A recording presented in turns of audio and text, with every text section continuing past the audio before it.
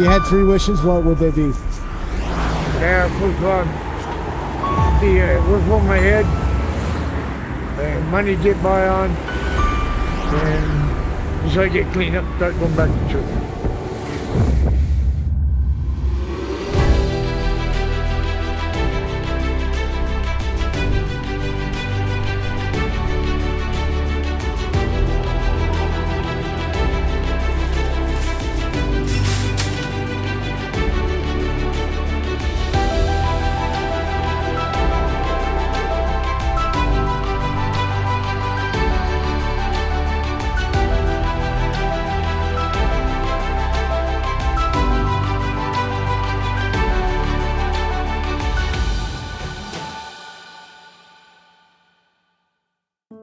How long have you been sleeping outside for? 10 years.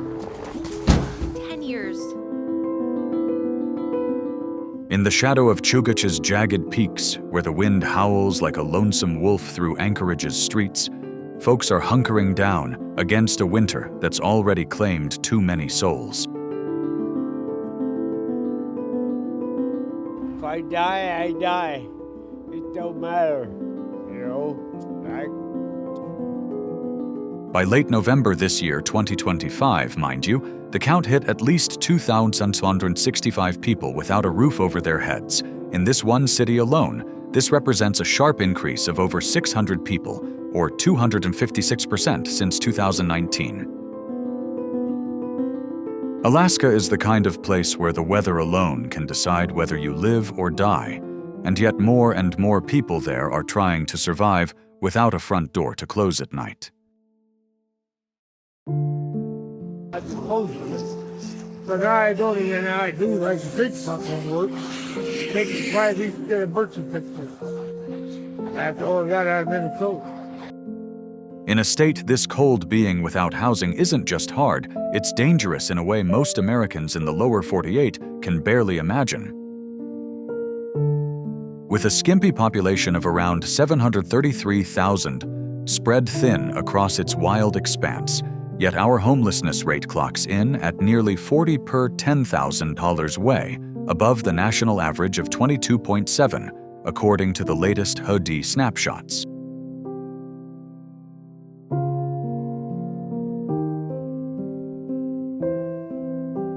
Moreover, this isn't some distant tale. It's gnawing at our community's bones. Public health takes a pounding, emergency rooms overflowing with frostbite cases, and untreated wounds, EMS crews stretched thinner. Alaska is dealing with a growing public health crisis. Substance use deaths are climbing again, outpacing national averages, and Alaska Native people, who make up only about 15% of the population, now account for roughly 44% of the state's homeless population. This means the crisis here isn't only about economics or weather, it is also about history inequality and long-standing wounds that have never been fully addressed. What's it like being homeless here in Alaska? It sucks. I don't like it. I want to go back home. Then there's the proposed ordinance to criminalize sleeping rough fines up to $2,000 or 6 months behind bars, stirring up a storm from the ACLU as inhumane in a freezer of a state.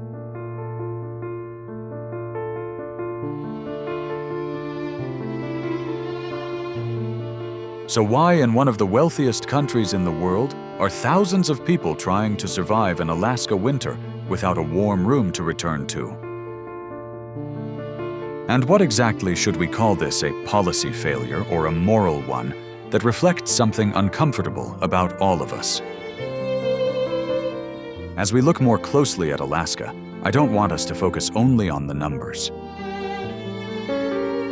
I want us to confront a troubling truth in America's far north.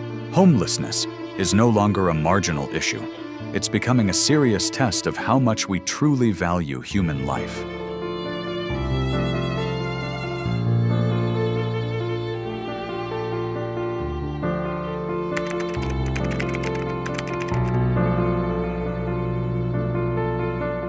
The latest numbers confirm what many people in Alaska have felt for a long time. the rise in homelessness isn't just a sense, it's real, measurable, and getting harder to ignore. In the most recent point-in-time count, Anchorage recorded a 54% increase compared to 2019, with more than 2,600 people counted on a single cold January night. And that's only a snapshot. Throughout the year, the city's data system shows over 3,000 people moving between tents, RVs, temporary shelters, and a housing waitlist that barely moves at all.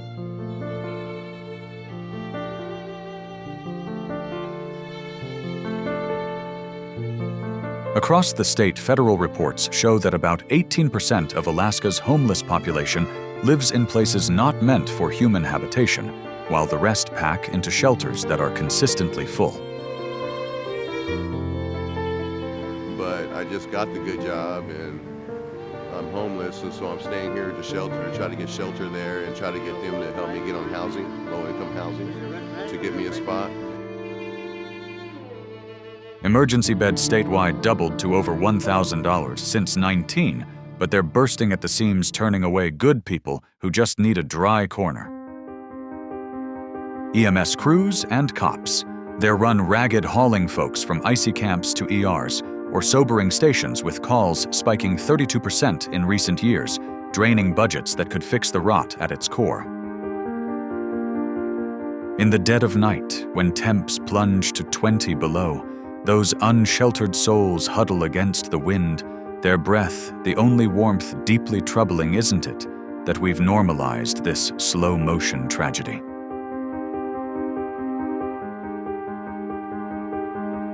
Part of the answer lies in the economy and the housing market. Rent has climbed, affordable units haven't kept pace, and more than 1,000 Anchorage households are classified as at risk of losing their housing because their rent now exceeds what they can realistically afford.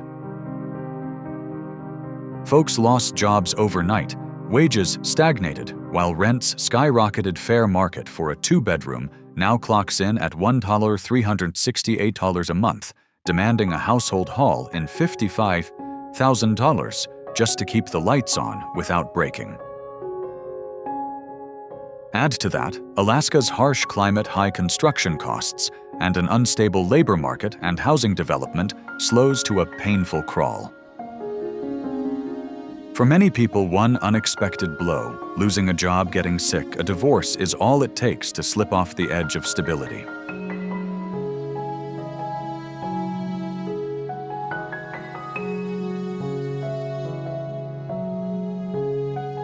The ripple effects spread fast. When shelters are full, people stay longer, which means fewer openings and fewer chances for anyone to transition into stable housing. Emergency medical services, police, and nonprofit organizations end up responding to crises every day instead of having the resources to prevent them. And nationwide, the pattern is similar in 2024. Alone, the number of people served by the homelessness response system increased by roughly 12%, a sign that the need is rising sharply rather than easing.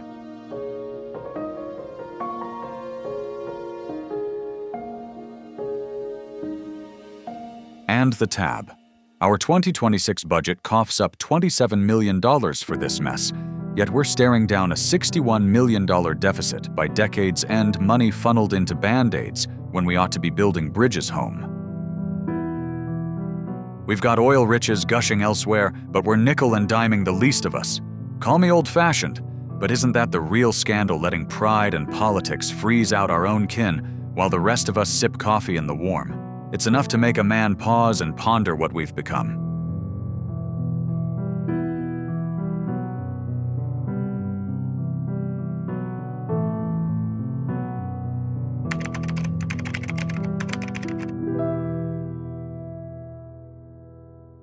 When Anchorage cleared its two biggest camps in Mountain View last summer, the city called it progress. More than 100 people were pushed out of Davis Park and the adjoining snow dump, and crews hauled away hundreds of tons of trash needles and abandoned vehicles. On paper, it looked like a win. Davis Park was getting a fresh start, as the mayor put it after workers removed roughly 750,000 pounds of debris from the area. But if you walk the neighborhood now, you start to ask a harder question. Did Anchorage solve a problem, or did it simply push it into another corner of the city?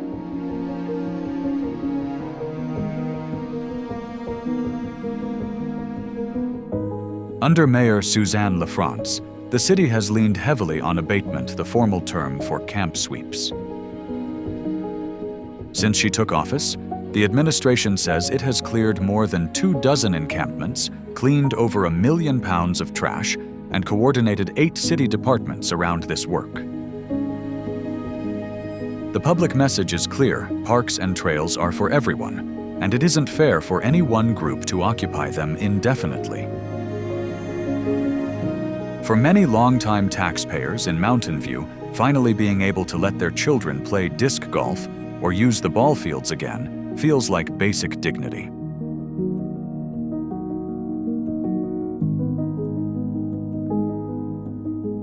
But here's the uncomfortable part. 6 weeks after the major sweeps, residents reported that many unhoused people were still in the area, just no longer concentrated in the woods.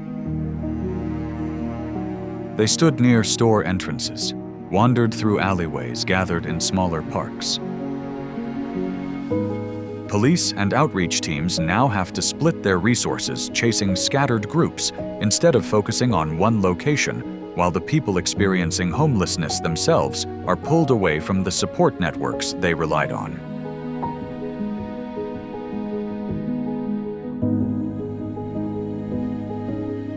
At the same time, the city pushed new regulations adding criminal penalties for camping on public land, following the Supreme Court's decision to loosen restrictions on camp removals. Politically, this was sold as a tool to protect public safety. But for someone sleeping outside at 20-degree Fahrenheit, unable to find a bed in a shelter, does a fine or a short jail stay actually make the city safer? Or does it drive them deeper into a cycle of court records, debt, and despair?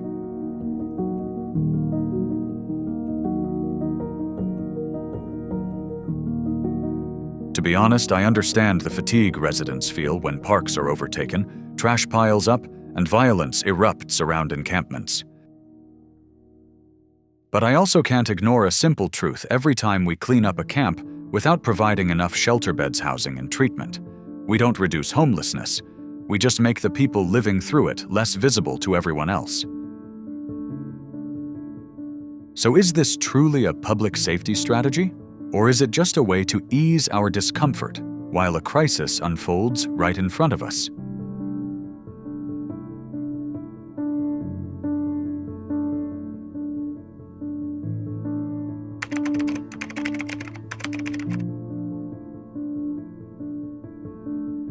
The housing crisis in Alaska isn't a distant warning anymore. It's right here, reflected in the list of more than 3,000 people in Anchorage waiting for stable housing, people trying to step out of being Alaska homeless, but trapped in a system that moves so slowly it feels almost frozen. And honestly, when we look at that number, we have to ask ourselves, how does a resource-rich city like Anchorage allow so many people to wait this long to the point of losing hope?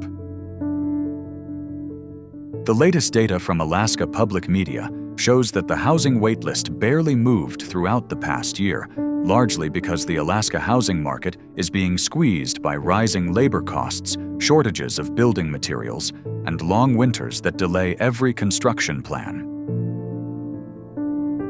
All of this creates a bottleneck that forces people living in makeshift camps, old RVs, or trying to find a spot in an Alaska homeless shelter to wait indefinitely.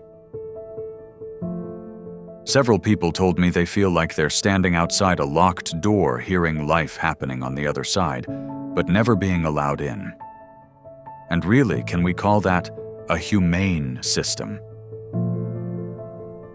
And as the waitlist refuses to move, the consequences ripple across the community. Shelters must extend stays, nonprofit outreach programs are overwhelmed, and caseworkers feel exhausted because they can't secure housing for their clients, even temporary housing. The sad reality is that this cycle pushes many people into what experts call chronic homelessness, a condition far harder to escape than the early stages of instability. In the middle of the growing Anchorage homeless problem, even genuine charitable efforts feel like trying to bail water out of a leaking boat. Some individuals have even turned to camping Alaska hot tent setups in the forests around Anchorage as a temporary fix, fully aware it's unsafe, unsustainable, and entirely incompatible with the brutal Alaska winter.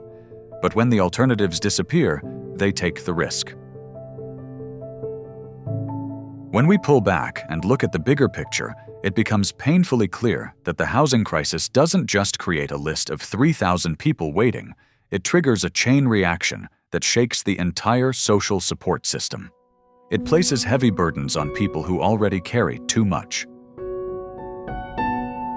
And it forces Alaska to face the hardest question within homelessness in Alaska.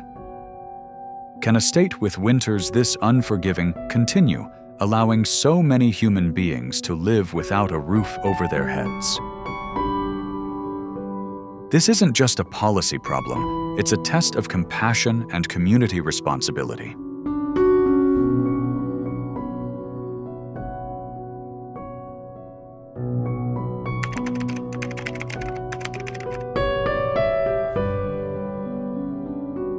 Criminalizing the act of sleeping outdoors is pushing Alaska into a deeper debate about policy and humanity.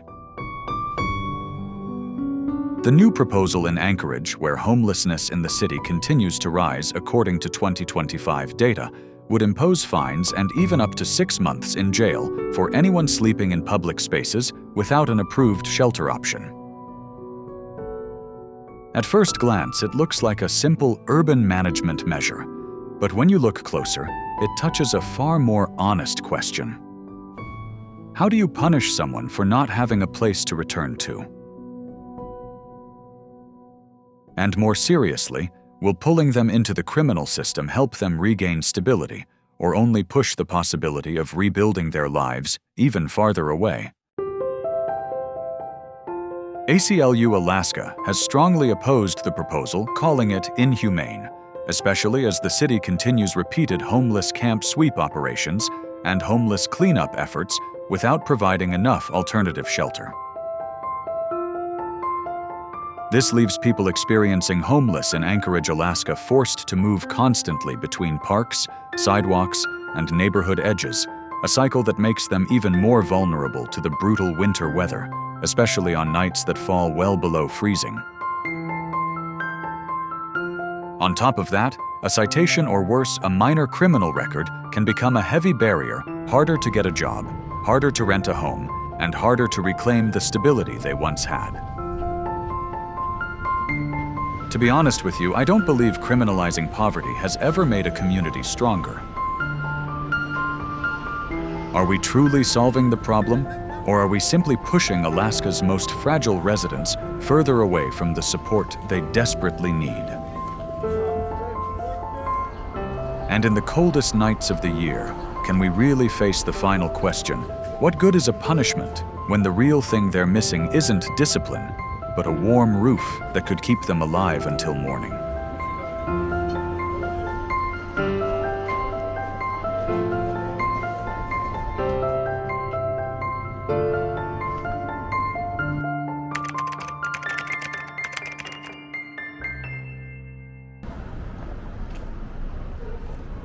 Tiny homes are appearing across Anchorage, and they aren't the perfect solution many people hoped for, yet it's impossible to deny that they offer a rare lifeline for those who have spent far too many nights in the cold. According to updates from November, the city's new tiny home village, partly funded by a settlement related to opioid issues, is preparing to welcome its first residents, many of whom need stable shelter to continue their opioid addiction recovery, or are older adults who simply can't endure another Alaska winter outside. And to be honest with you, even though these units are barely larger than a small bedroom, they carry extraordinary meaning for someone who has slept outdoors for years. Still, when we look closer, we have to ask, can a few dozen units truly shift the reality for more than 3,000 people waiting for permanent housing? And if the city sees this model as a lifeline, what happens when the next winter arrives and that waitlist remains frozen in place? These questions linger in my mind every time I hear residents talk about Anchorage's future. Even so, I understand why tiny homes inspire hope. They give unhoused people a place stable enough to access healthcare harm reduction services or simply sleep in a warm bed instead of curling up in a tent at 25-degree forest. More than that, they give people something they've been denied for far too long, the feeling of being seen, acknowledged, and cared for, sometimes that matters even more than the structure itself. But to be honest, this model is still just a small piece of the puzzle without strong government social support behind it. Without long-term investment, reliable staffing, and sustainable funding for maintenance and care, these tiny homes risk becoming another temporary patch on a crisis that has never been addressed at its roots. And that's where the controversy lies. Are we building real hope, or are we simply building another layer to cover up a problem that keeps growing beneath the surface?